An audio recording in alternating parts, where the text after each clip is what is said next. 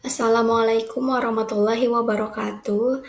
Perkenalkan nama saya Yudia Apriani. Kali ini saya akan menyampaikan materi dengan tema pentingnya visual branding untuk UMKM lokal.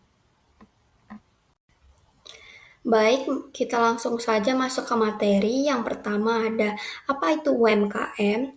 UMKM adalah singkatan dari usaha mikro, kecil, dan menengah.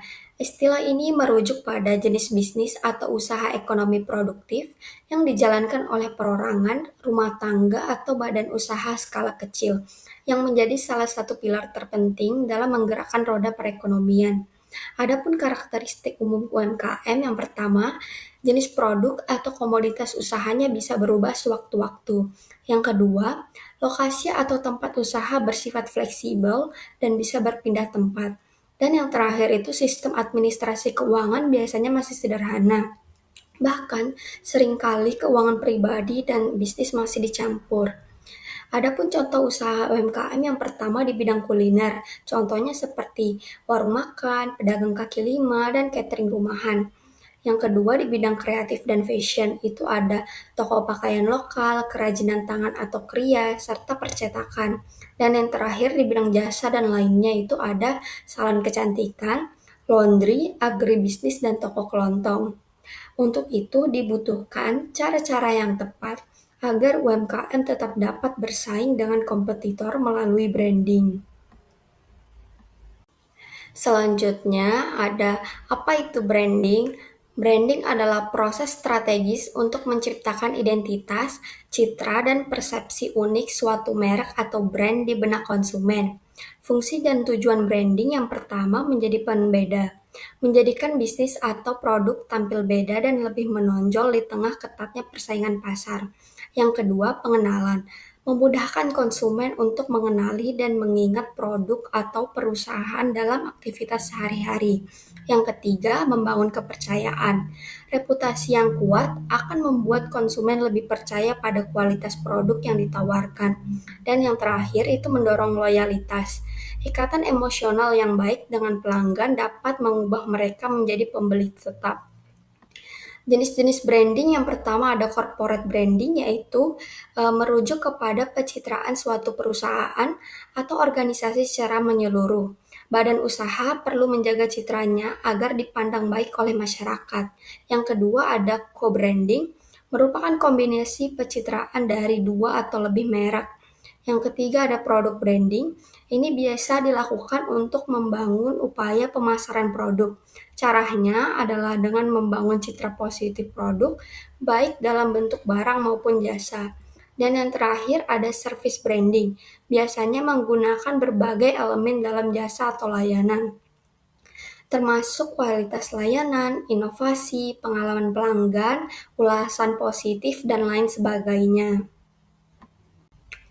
Selanjutnya, pentingnya branding dalam meningkatkan daya saing UMKM. Yang pertama, brand yang kuat dapat meningkatkan daya beli konsumen. Sebuah studi yang dilakukan oleh Nielsen pada tahun 2021 menunjukkan bahwa 59% konsumen lebih suka membeli produk dari merek yang mereka kenal. Ini menunjukkan bahwa brand yang kuat tidak hanya membantu dalam menarik perhatian konsumen, tetapi juga dalam membangun kepercayaan. Dalam dunia yang semakin kompetitif, di mana banyak produk serupa tersedia di pasar, branding yang baik dapat menjadi pembeda yang signifikan. Yang kedua, meningkatkan nilai tambah produk. Menurut Kotler dan Killer, produk yang memiliki branding yang kuat cenderung memiliki margin keuntungan yang lebih tinggi. Hal ini sangat relevan bagi UMKM yang seringkali beroperasi dengan margin yang tipis.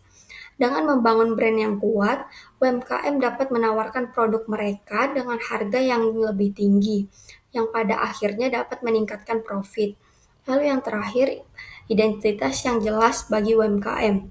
Identitas yang kuat tidak hanya membantu dalam menarik pelanggan baru, tetapi juga dalam mempertahankan pelanggan yang sudah ada. Sebuah penelitian oleh McKinsey menunjukkan bahwa pelanggan yang merasa terhubung dengan suatu merek cenderung lebih loyal dan bersedia untuk merekomendasikan produk tersebut kepada orang lain. Di era digital, UMKM sangat krusial untuk mengubah operasional tradisional menjadi modern. Namun, UMKM juga perlu memanfaatkan teknologi untuk memperluas jangkauan pasar, meningkatkan efisiensi operasional, dan mendongkrak daya saing. Salah satu usaha yang dapat dilakukan ialah dengan visual branding atau komunikasi visual. Apa itu komunikasi visual? Komunikasi visual adalah proses penyampaian informasi atau pesan kepada penerima melalui elemen-elemen visual seperti gambar, warna, tipografi, simbol, dan layout. Mengapa penting? Karena otak manusia lebih cepat memproses informasi visual dibandingkan teks. Gambar dan simbol lebih mudah diingat dibandingkan kata-kata. Serta visual yang menarik dapat menjadi perhatian dan membuat pesan lebih mudah diterima. Bahasa visual juga bersifat universal sehingga dapat dipahami oleh orang dari berbagai latar belakang budaya.